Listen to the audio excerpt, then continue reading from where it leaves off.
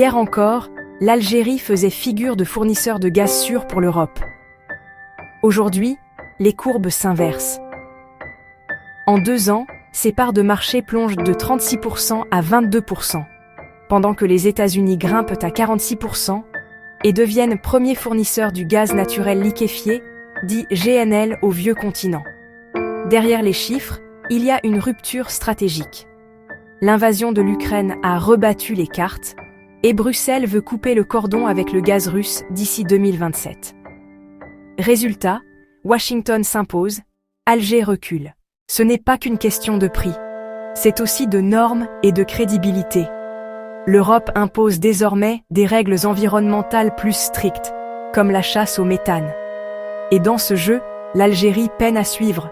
Son économie repose presque exclusivement sur les hydrocarbures, sans filet de diversification. La chute des devises inquiète, la centralisation freine les réformes. Ironie, même la Russie sous sanctions regagne des points, pendant que l'Algérie recule plus vite que ses rivaux.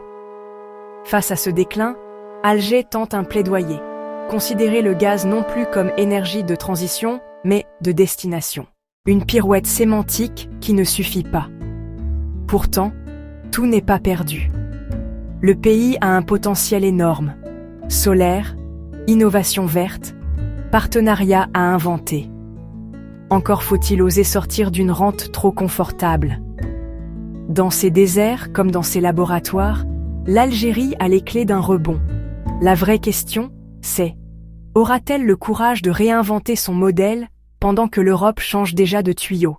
Si ce genre d'histoire t'intrigue, abonne-toi. D'autres arrivent très vite.